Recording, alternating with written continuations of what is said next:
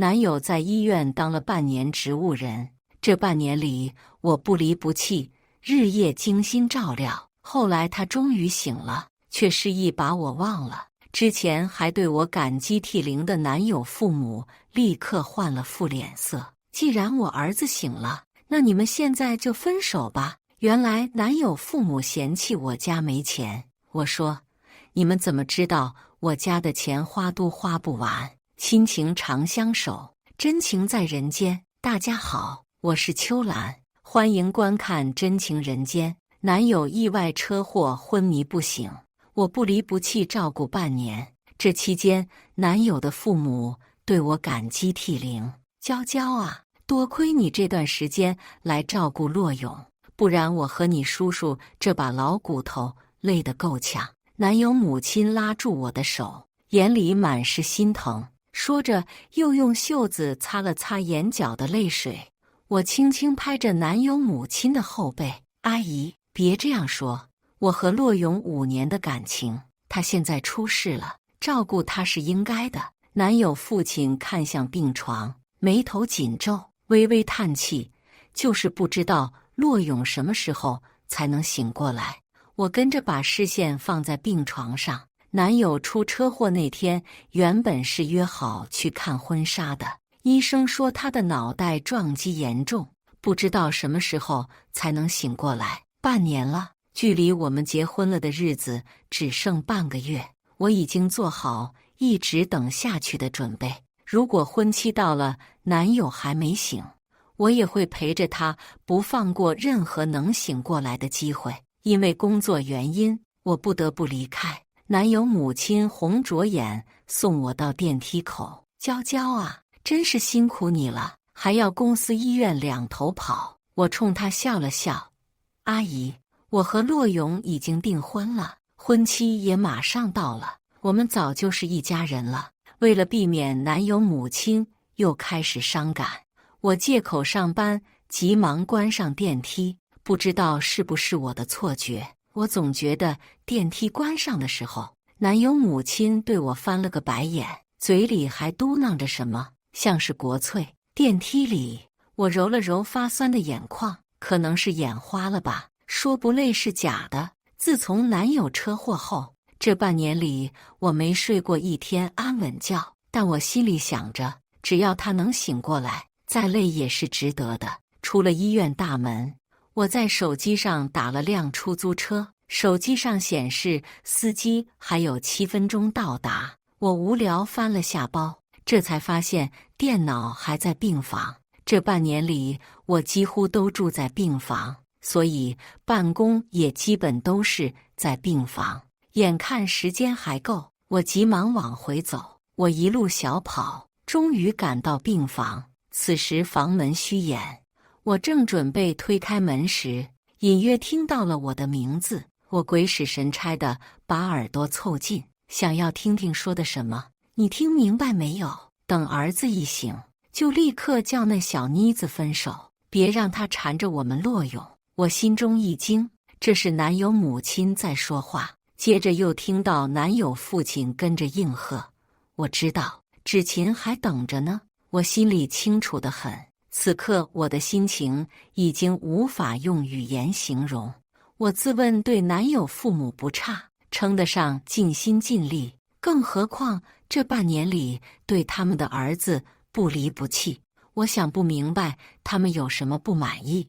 我搭在门把上的手不自觉用力。此时出租车司机刚好打来电话，我听见病房内突然安静下来，坦然地接通电话，推开房门。好的，师傅，麻烦您稍等一下，我马上就到。一边接着电话，一边拿起桌子上的电脑，余光瞥见男友父母的脸色都不太好，像是吃了苍蝇一样。我挂了电话，像是无事发生一样，和他们打了招呼。叔叔阿姨，我电脑忘拿了，回来拿电脑。照顾洛勇辛苦，你们也要多休息才是，别洛勇还没醒，再把自己累倒了。他们心虚不敢多说，只能一个劲点头。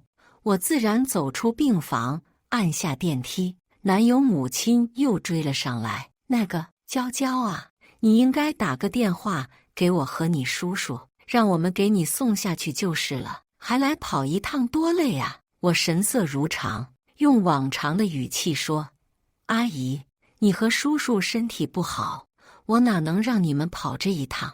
我这电脑急着要，都是赶紧跑上来的，一口气没歇呢。说着又象征性的微微喘气。刚刚出租车司机还打电话催我赶紧下楼，我就先走了呀，晚上再来医院。出租车上，我不知道此刻自己的表情是什么样的，但从后视镜司机时不时瞅一眼的动作，我猜此刻自己应该周身气压极低，一副生人勿近的样子吧。我当然知道男友母亲是故意来试探的，他们想知道我有没有听到他们的对话，可听到又怎样呢？我一开始就和陈洛勇说过，结婚不和父母住在一起，只要他能醒过来，只要他心里有我，他父母的想法影响不了我。回到公司，我又立刻投入工作。虽然这段时间我在公司的时间少，很多同事颇有微词，但我的实力摆在那，老板都没说什么，他们再不满也只有憋着。今天有一个重要会议，这个会议的项目一直是我在跟进，所以我必须在场。会议结束，双方都很满意地达成合作。看着那些对我不满却又无可奈何的同事，我唇角微勾。领导曾说过，要不是我有实力，凭我和同事们的关系，肯定干不下去。对此，我只是笑笑。看来这同事关系是好不了了。我径直走到田芷琴工位前，她的眼前一黑，抬头看向我：娇娇姐，有什么事吗？我神色依旧，淡淡道：没事，就是田阿姨今天提到你还是单身，说要给你物色个优质男。我的话先是让田芷琴一愣，随后她温婉笑着：娇娇姐就不用担心了，我田姨已经帮我物色好了，就等男方上门了。田芷琴老家和陈洛勇母亲是一个地方的，她认识陈洛勇的时间比我早，和男友父母也更熟悉。我没再说话，希望是自己想多了。这天晚上我没有去医院，男友母亲还打了电话，毕竟我之前无论刮风下雨都要去医院的。娇娇，这段时间确实是委屈你了，你今天就好好休息，医院里有我和你叔叔在呢，你就放心吧。我轻声应了声，就挂断电话，靠在椅子上沉沉叹了口气。我需要时间理清思路。我和陈洛勇是大学同学，他大二开始追求我，我们大三在一起，到现在已经5年的时间，马上到了结婚的日子，他却依旧昏迷不醒。还有他父母今天的那番话，我倒不会因为今天的事情就不结婚，但现在就是心里烦躁得很。陈洛勇，你到底什么时候才能醒过来呀？我半夜回了我和陈洛勇的婚房，第二天一早，医生就打电话给我，说陈洛勇醒了。我像是终于守得云开见月明，着急忙慌地穿好衣服就往医院赶。因为激动和着急，上了车才发现衣服穿反了，像是被自己逗笑了，又像是好久没有那么激动。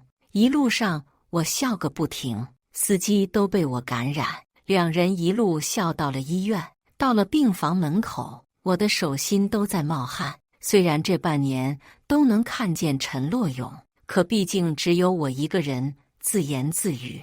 我像是刚谈恋爱的小姑娘，心脏砰砰乱跳，脸颊微微发烫。终于鼓起勇气推开了房门，却见陈洛勇和田芷琴抱在一起。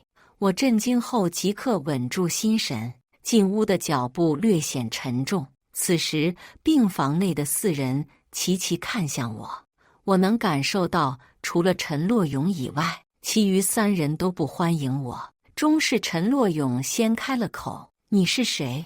我顿时感到大脑一片空白，紧张到一句话都说不明白。你不认识我？听了我的话，陈洛勇还是一脸迷茫。抱歉，我之前出车祸，忘了许多事。不过我可以问问我女朋友，她应该知道你是谁。陈洛勇说着，看向一旁的田芷琴。芷琴，我们认识她吗？我突然觉得周身温度骤冷，双手不受控制地发抖。我直直地盯着陈洛勇。你说她是你女朋友，可你明明已经有未婚妻了。我的声音都在发抖，眼眶里有泪水在打转。我怎么也没想到陈洛勇会忘了我。之前我还想着，只要陈洛勇心里有我，那我可以不与他的父母计较。可是现在他忘了我，还把田芷琴当成了女朋友。陈洛勇不信我说的，我说我是他未婚妻，他说田芷琴才是。我拿出我和他的合照，却被他的父母连拖带拽推出病房。他们把我拉到角落，恶狠狠地对着我吼：孟娇娇，我们已经给你面子了，现在芷琴才是洛勇的女朋友，你们现在已经分手了，没关系了。我冷笑一声，不服气地对回去：分手是你们说了算吗？洛勇是因为暂时忘了我，等他想起来，你们怎么和他说清楚？陈洛勇的母亲哼哼两声：我是他妈，我还能害他不成？就算洛勇想起来又怎样？你也不想想我儿子为什么单单忘了你？我还就是故意的，我就是瞧不上你，我还准备等洛勇醒了逼你和他分手。现在看来不用那么麻烦，他已经忘记你了。陈洛勇的母亲说着，动起了手，不停掐我胳膊上的肉。我不停反抗，力气却远不如他，最后一咬牙，卯足劲地撞开了他。没想到身上却挨了一脚。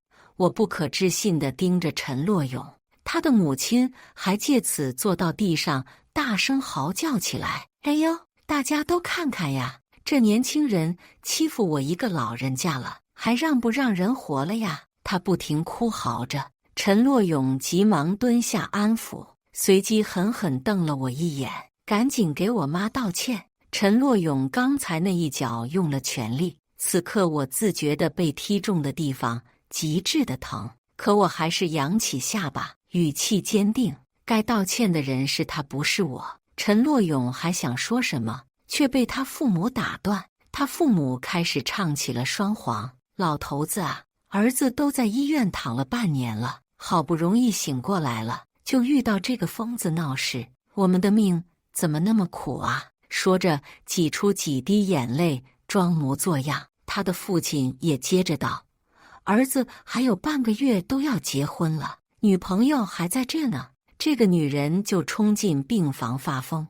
我就这样冷冷听他们说着，倒是有医院里的护士忍不住出声：你儿子在医院住了半年，那个女生就在医院照顾了半年，你们现在说人家发疯闹事，那怎么不一开始就别让人家照顾你躺在病床的儿子呢？这话一出，就被旁边的人扯了扯。医护工作者对患者及患者家属这样确实会被人非议，但那个护士还是继续说道：你说站旁边一动不动，那个是他女朋友吗？那这半年怎么都没看见过他？作为女朋友，不会一次也没来看过住院的男朋友吧？没想到陈洛勇的主治医师也说道：患者只是暂时忘记一些事情，后面还是会想起来的，别在这里编造一些没有发生过的事情。此话一出，看热闹的人们也知道了七七八八。陈洛勇则是一脸复杂地看向地上的母亲，欲言又止，接着又看向我，想要努力记起些什么，但终究一无所获。医院那天有人拍了视频上传到网上，视频一经发出，很快就上了热搜。这几天上班，同事们看我的眼神满是同情。我和陈洛勇谈了5年，身边的同事基本都见过他，他们自然知道谁才是他的未婚妻。田芷琴被吓得不敢来公司，请了病假在家。我刚把手上的工作处理完，拿着文件去找领导签字。领导签完字后顿了顿，你说大家都知道你才是正派女朋友，他父母为什么要这样做？这样又瞒不住同事和亲戚。我无奈苦笑，可能老人家对我真的很不满意吧。领导点点头，老人家都喜欢乖巧听话的儿媳，你太有主见，说一不二。那个田芷琴就比你会讨长辈欢心。下班后，我浑浑噩噩回到家中，这时我妈打来电话过来。我知道这通电话是为了什么事，有些犹豫要不要接，最终还是接听了电话。喂，妈。电话里我妈语气哽咽，字里行间满是心疼。我的乖女儿啊，你受委屈了，他陈家竟然这样对你，枉费你对他陈洛勇不离不弃。我鼻子一酸，顿时忍不住哭了起来。电话里也传来我爸的声音，他和我妈一起安慰着我：乖女儿别哭，爸爸给你撑腰。我和你妈已经买了明天的机票，他陈家敢这样，这婚不结也罢。我急忙说道：爸，这事不怪洛勇，他也是把我忘了，不然不会这样对我的。爸爸一副恨铁不成钢，就是这事不怪陈洛勇，可他爸妈那副德行，我和你妈也不敢把你交给他。我妈一向依我，可这次她也跟爸爸统一战线。娇娇，结婚是大事，没有幸福的婚姻是不值得付出一腔真心的。我苦笑，我怎么会不知道呢？可是整整5年啊，我是真心喜欢陈洛勇，也是真心想要和他过一辈子。我做不到把一切都推到他身上，他也不是故意忘了我的。爸妈，我想再给我和陈洛勇一个机会，也给5年的感情一个交代。今天休息，我没有去公司。爸妈那边因为极端天气取消了航班，他们只能晚几天再过来。我收拾了一下，准备去找陈洛勇。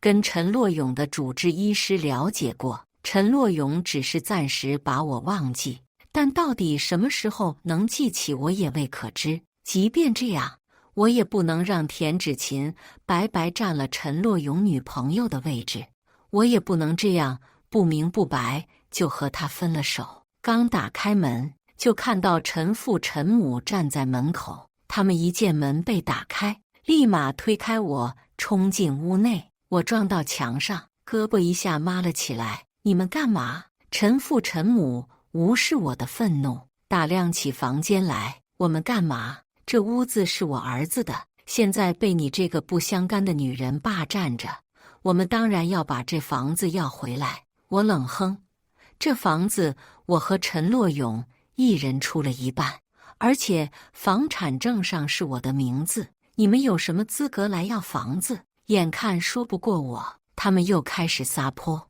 我捂住耳朵瞪着他们，直接掏出手机打给了物业。见此，他们更是冲上来抢我的手机，甚至又想动手。好在物业及时赶到，同时还有陈洛勇。我愣愣地看向他，像是许久未见一样，陌生又熟悉。熟悉的是他的脸，陌生的是他看向我的眼神。我突然想起什么，激动走向他。你怎么知道这？你是想起什么了吗？此话一出，我屏气凝神，生怕错过什么有用的信息。陈父陈母也和我一样，不过我是希望陈洛勇能够想起来，他们却相反。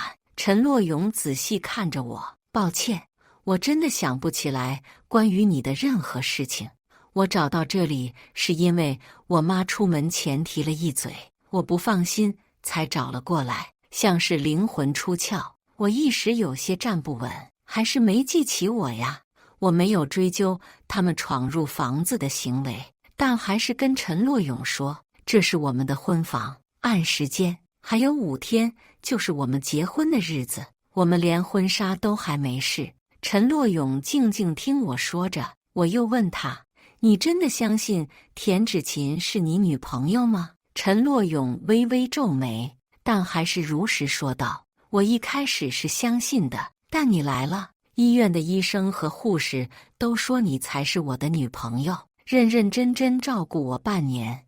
而且我对着芷琴确实没有悸动，但你给我的感觉不一样。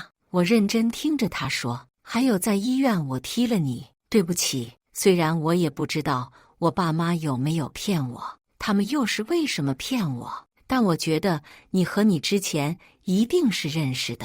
我渐渐红了眼眶。陈洛勇，要不我们重新认识一下吧？我叫孟娇娇。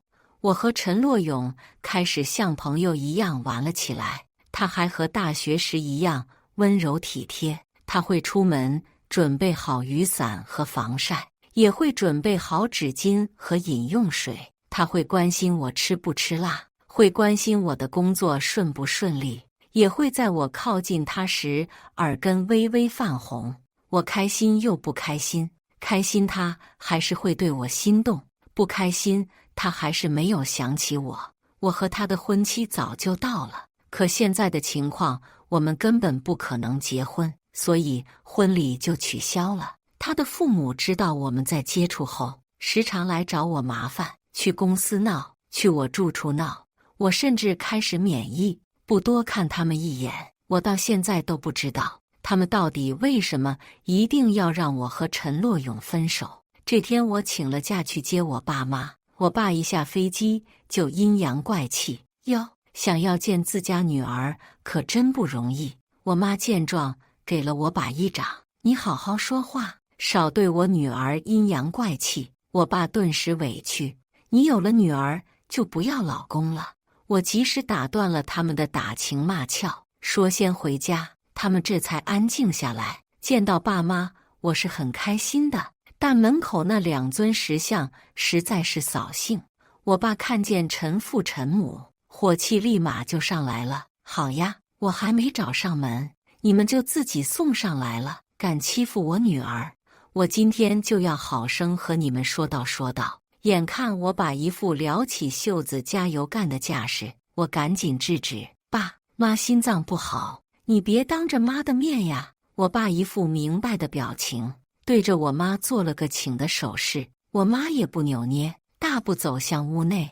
我在一旁小心翼翼护着我妈，生怕陈父陈母冲上来刺激到我妈。进屋后，我爸示意我关上房门。我爸年轻时曾获得过散打冠军，我自然不担心他会吃亏。果然，没过一会，我爸就拍了拍手，小样，还想欺负我女儿。接着就听到陈父陈母骂骂咧咧进了电梯。我和我妈相视一笑，真好。陈洛勇知道他爸妈被我爸收拾后，只是微微皱了皱眉头，随后叹气，对不起，我爸妈不听我的，说只要我和你还有联系，他们就会一直骚扰你。我倒是没把这件事放在心上，我更在意的是他有没有想起什么，可惜还是没有。虽然现在我和他相处的也不错，可那毕竟是我们5年的记忆，我不想他忘记。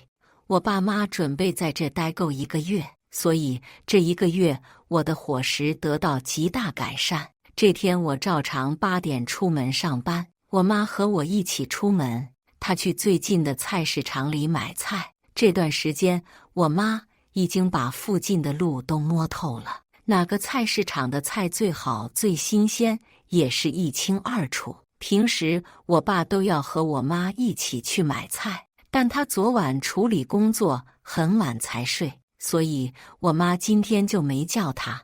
我们在红绿灯路口分开，我妈还让叮嘱我下班早点回家。今天有我最爱吃的酸菜鱼，想着我妈做的酸菜鱼，上班都有干劲了。我揉了揉酸痛的脖子，看了眼电脑上的时间，距离下班还有1个小时，工作已经做完。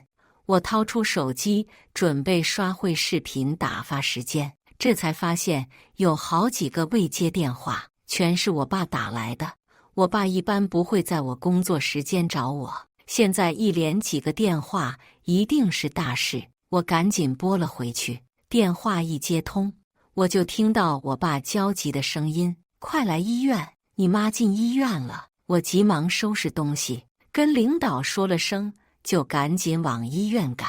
到医院时，就看到我爸在走道里急得团团转。爸，怎么回事？妈不是去买菜了吗？怎么会到医院？我爸冷哼，还不是陈家那2个家伙，竟然在菜市场欺负你妈，你妈被刺激晕倒。我爸接着又道，等你妈稳定下来，我必须要去找陈家算账。不用我爸说，我也会去找陈家算账的。我妈还好，没有生命危险。医生叮嘱不要再让患者情绪激动。看着病床上我妈脸色苍白，我突然想清楚了，我妈是因为我才被陈父陈母纠缠，而我因为一个男人导致最爱我的妈妈受到伤害，这不值得。见我脸色不对，我爸还以为我是在替陈洛勇担心。乖女儿，你放心，我找陈家那俩老东西算账，不会迁怒陈洛勇的。我爸明明担心，我妈担心的要死，现在却还要照顾我的情绪。我觉得我这个女儿做得真失败。爸，你去派出所吧，我们不和解，必须让他们付出代价。我爸欲言又止，我继续道，我和陈洛勇以后就没关系了，他们要是还来招惹我们，不介意送他们进去。我爸看我眼神坚定，拍了拍我的肩膀，照顾好你妈。说完便去了派出所。我爸还没回来，陈洛勇先来了，他在门口没进，我看到后也没出去。最后是他没忍住，娇娇，我们谈谈好吗？我拉了拉我妈身上的被子，是该说清楚了。于是我起身出去，轻轻关上门，和陈洛勇来到了楼梯口。你有什么想说的，就趁现在说清楚吧，我们以后就不用见面了。陈洛勇一脸难过，他说他替他父母道歉。我冷哼，你有什么资格替他们道歉？我妈现在还在病床上躺着呢。我的语气愤怒不满，可他也知道道歉是没用的。陈洛勇缓缓低下头，我们以后真的不再见面了吗？我无语看向他，不然呢？你爸妈干了多少恶心的事，你有阻止过吗？既然你已经忘记我，那现在也不用想起了，我们好聚好散。我说完没再给他说话的机会，直接转身离开，给这段5年的感情画上句号。陈父陈母被拘留1个月，陈洛勇去派出所见了一面，不到5分钟就离开了派出所。好在我妈很快就醒了，我爸哭得像个小孩，我妈看着我爸咯咯笑。我妈住院期间，我爸把我妈伺候得舒舒服服，出院时竟然还胖了几斤。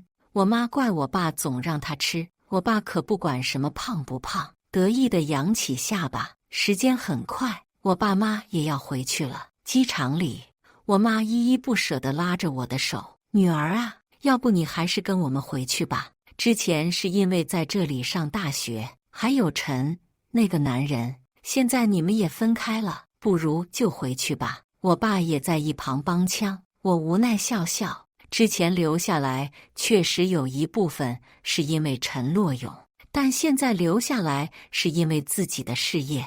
我的工作现在到了上升期，我很喜欢自己的工作，既然是为了事业，爸妈也不好说什么，只能叮嘱我注意身体。我爸还是叹气，我们家的家产都够你挥霍好几辈子了，你要是干不下去了，就回家。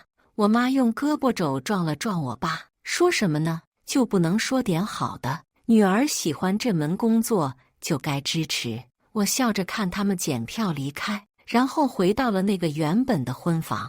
这房子有太多关于我和陈洛勇的回忆，所以我决定把这房子卖了。到时候我连本带利把钱还给陈洛勇，我和他之间再没牵连。这段时间我一心扑在工作上，我也终于晋升。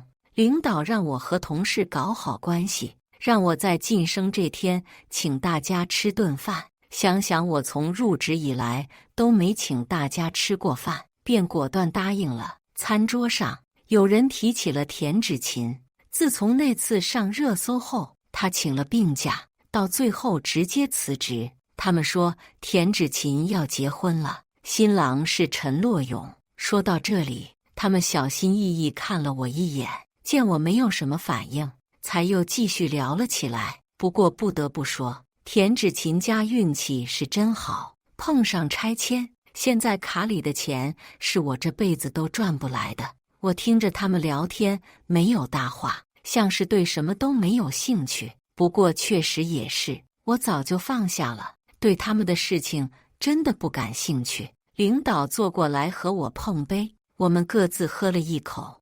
我其实挺喜欢这个领导的，冷静果断，全身都在散发着成功女人的气息。此刻他直直看向我，孟娇娇，其实我挺欣赏你的，有主见有目标，你好好干，以你的实力说不定还能超过我。我举杯喝了一口，借您吉言。领导被我的反应气笑了，也举杯喝了一口。你还真敢应啊，就你这不懂人情世故，得亏一身本领过硬。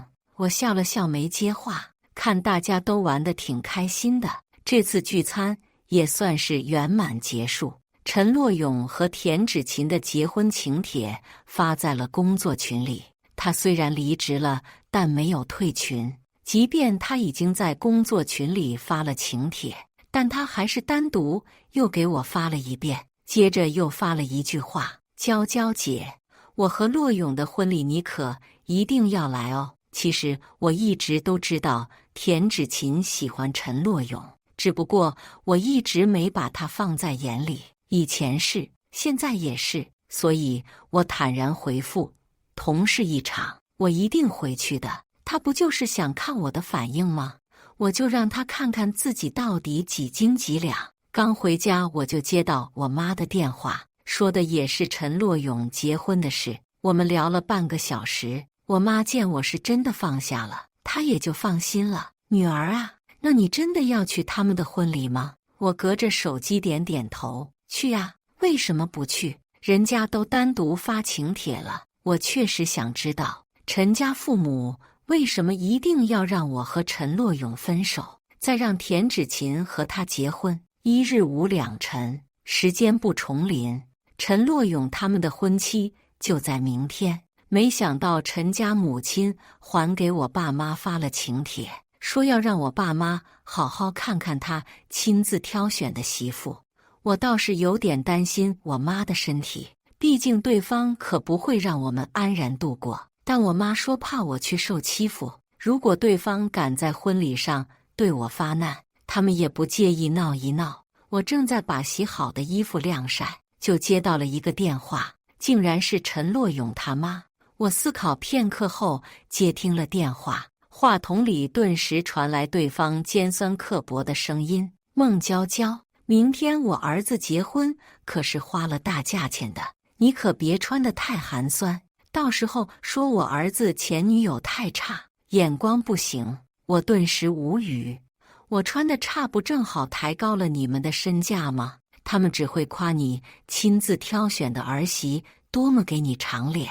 我的话让陈母很受用，得意地哼了几声。不然呢？你那点工资才多少？你家也不像有钱的样子。可芷琴不一样，家里房子一拆迁，他家现在可是有钱人了，这样的家庭对我儿子才会有帮助。我就静静听着，内心毫无波澜。那你亲自挑选的好儿媳，怎么在你宝贝儿子住院半年都没去看过他一次呢？还不是靠我这个不被你看好的外人。我的话让对方一噎，随即破口大骂：芷琴什么身份？她哪能照顾人？你这个样子，我没第一时间把你赶走都是给你面子了。我不想再听他无理取闹，直接挂了电话。要是不会照顾他的宝贝儿子，田芷琴的日子也不会好过到哪去。我顺势坐到阳台的沙发上，抬头看着天空发呆。陈洛勇是独生子，还是陈父陈母老来得子，对这个儿子不知道有多宠爱，所以他们看不上我。突然想到什么，我坐直了身体，他们逼我分手，就是因为觉得我家没钱。可他们不知道，我家随便一张卡里面的数字都没低于8位数吧？如果是这样，明天可就有意思了。我又躺下，轻轻地哼起了歌。那个婚房最近已经卖出去了，明天就把这钱连本带利还给陈洛勇，就当是新婚贺礼吧。可以看出，这个婚礼陈家是花了大价钱，这排场确实大。我今天随意穿了件连衣裙，看着普通，但价格不菲，身上的首饰也没一件低于5位数。陈家的亲戚虽然知道之前我和陈洛勇要结婚，但基本都不认识我，所以我现在还能短暂的悠闲一下。婚礼登记送礼名单时，我的礼物让登记的几个人目瞪口呆，个、10、100、千、万、600万，这一声惊呼引起了大家的注意。因为方便，我直接开了张支票，不然现金多麻烦。登记人员咽了咽口水，请问你叫什么名字？是新人的什么人？我思考片刻，是被他们瞧不上的有钱人。刚刚那是一出，现在好多人围了过来。小姑娘结婚没？有没有男朋友？我儿子可帅了，要不介绍你们认识认识？哎呀，你儿子没我儿子帅。小姑娘，我儿子在这城里买了房，还有车，还懂得疼人，你看怎么样？一大堆人七嘴八舌地说着，吵得我头晕。这时，一声怒吼穿过人群传到我的耳边，我笑了笑。陈洛勇他妈来了，好戏就要开始了。等人群散开，看清中间人是谁后，陈母冷哼，高傲地抱起胳膊，我还以为你不敢来了。众人你看看我，我看看你，他不是疯了吧？600万都不要。陈母很敏锐地抓住关键点，什么600万？人群中有位大妈不解，伸手指了指我，小春啊，这姑娘你不认识吗？她刚刚送礼，可是送了整整600万呢。什么？陈母不可置信地看着我，见我坦然自若，不确定地看向说话那个大妈，三姨，你确定你没看错？就她600万？三姨顿时不乐意了，小春，你这是什么话？你三姨我还没老糊涂，认得清字，更何况这里那么多亲戚，大家都看到了呀。陈母像是突然大病一场，站都站不稳，顿时腿软倒地。众人还在说着什么，外面又传来一阵惊呼：天哪，那么多东西还都是牌子，加起来得有几百万吧。我跟着众人的视线看向外面，一眼就认出了是我爸妈。我开心小跑着挤出人群去迎接他们。爸妈，你们怎么才来？我亲昵地挽上我妈的胳膊。刚才那个大妈又接着说，小春啊，这是你那家亲戚啊，出手那么大方，随便一来就是几百万。我爸听了后不赞同地看向我，你怎么也给那么多？这不白瞎吗？我笑着凑近，小声说着，这是卖了婚房的钱，我就是给点利息还给他。爸妈这才点点头。那房子早该卖了，又小又偏，当时我和你妈说在市中心给你买个大房子还不要，我急忙打断，你看我现在不是也没用到吗？这边大晴天，陈母那边已经乌云密布，嘴里不停念叨着完了完了。这时陈洛勇和他爸也听到动静出来了，看见我时，陈洛勇眼睛一亮，想要上前，却被他爸制止了，这才扶起瘫坐在地的陈母。陈父问发生了什么事，可陈母支支吾吾说不清楚，还是那个好心的大妈把事情说了一遍，最后又补充了一句，你们老陈家真是好福气，得了这样一个好亲戚。听完后，陈父也震惊了。陈洛勇用复杂的眼神看向我，陈洛勇把我带到一个角落，我以为你不会来了，我都没正眼瞧他，声音冷冷的，陈洛勇，你都要结婚了，还和我有牵扯不好吧？我今天来也只是还钱而已，没什么别的意思。我顿了顿，还有，结婚了就对新娘负责，你已经伤害过一个人了。我和我爸妈送完礼就准备离开，我以为已经两清了，却在出大厅时被陈母拦住。我爸生怕我被欺负，挡在了我面前。我轻轻把他拉开，摇头示意没关系。陈母立刻挺直了腰杆：“你们这一家子可真会装，明明那么有钱，还要我儿子出钱买婚房。哼，就算你们有钱又怎么样？我儿媳也不差钱。你们今天送的东西，到头来还不是归我家了。”眼前的陈母在我们眼里就像是跳梁小丑，这就是吃不到葡萄说葡萄酸，自我安慰罢了。我妈平时看着柔柔弱弱，但骨子里坚强得很。她上去一步，盛气凌人。陈母一下被逼得后退一步。我家有钱，想怎么花就怎么花，我们愿意买几十块钱性价比的东西，也跟你没关系。也就你们把你儿子当个宝，婚房又不是我女儿一个人住，你儿子是去睡桥洞了吗？陈母说不过我妈，又准备撒泼打滚。我爸一句话便让陈母熄了火：你要这样，我就把你家亲戚都喊过来，让他们也看看你这副德行，再把今天带来的东西原封不动地带走。陈母立刻不闹了，她不是怕亲戚看到丢脸，只是单纯舍不得我爸妈带过来的东西。我带爸妈去了我新买的房子，在市中心，虽然只有100平，但是自己赚钱买的。爸妈对此也很高兴，他们从来都是支持我做的任何决定。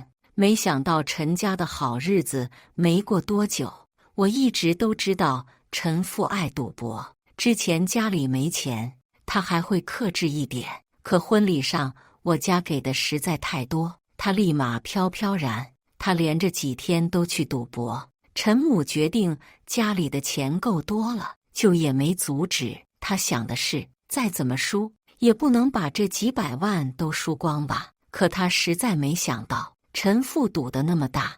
我600万的支票取出来放进了卡里，现在不到1个月就被陈父输了大半。陈父赌博上瘾，还把我爸妈送去的东西二手卖了不少。我之前还问爸妈为什么要送那么多东西，我妈说给你5年感情的一个交代。我爸说我知道你和陈家那小子在一起的时候是真开心，他也是真的对你好，那些东西给他就两清了。我爸话锋一转，再说了，凭陈家母亲的性格，他不得到处宣扬他家有钱。陈家那老头子更不用多说，有钱了不使劲去赌，那些东西他们也留不了多久。看来我爸对陈家还是挺了解的。又过了1个月，陈家父亲已经把那600万全赌完了。陈家母亲把钱悄悄藏了起来，没想到还是被找到了。开始陈家父亲还会哭惨，说不还钱就会被打。他们陈家的好日子才刚开始，他可不能出事，陈家母亲就会心软，再拿出一部分钱给他还债。可到后面实在没有多余的钱了，陈家2老口还打了起来，陈家母亲被打进医院。田芷琴的家人怎么会让他继续待在这样的家庭里？连夜赶来逼陈洛勇签了离婚协议书。陈家父亲还在派出所，刚一回家就知道了田芷琴要离婚，气得抄家伙，准备再去找田家打一场。陈洛勇出手阻拦，也被动手打了。你个小兔崽子，吃里扒外，你离婚没钱怎么办？老子还怎么去赌？陈家父亲喝酒了，此时醉醺醺的，站都站不稳，可嘴里还是骂个不停。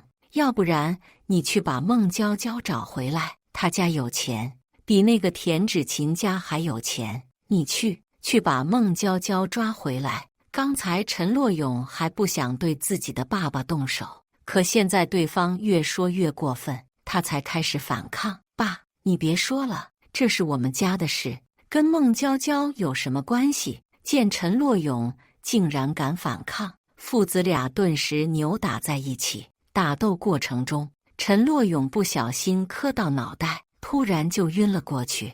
陈父此时就算在生气，可对陈洛勇的宠爱不假，急忙送去医院。陈洛勇又昏迷了几天，醒来后，他看着窗外的风景发呆。陈父一进来，看见已经清醒的宝贝儿子，哭的那叫一个惊天动地。陈母此时也恢复得差不多了，看见儿子终于醒了过来，陈家两老口一起抱头痛哭。可哭了半天都没见陈洛勇有什么反应，两人相视一眼，完了，儿子不会傻掉了吧？于是赶紧去找医生，还是上次那个医生。检查后说没什么问题，陈父陈母更加着急了，怎么会没问题？你看我儿子现在这样，你们这些庸医是不是故意不好好给我儿子治病？这段话让医生不耐烦了。病人家属，我们医院的医生对待每一个病人都尽心尽力，不存在故意不好好治疗。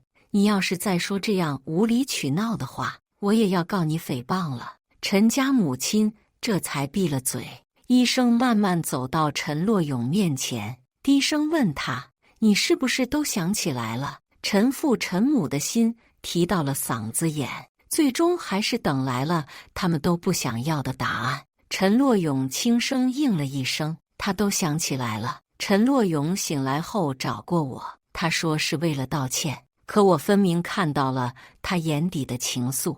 我们坐在咖啡馆靠窗的位置，冬天了，天空中飘起了小雪。我看着窗外，平静地说着：“我记得我们在一起那天也在下雪。”陈洛勇听我这样说，以为还有希望，可我又接着说：“始于下雪，终于下雪。”陈洛勇，我们好聚好散吧。说完，我拿起包先走了，留下咖啡馆里一个落寞的身影。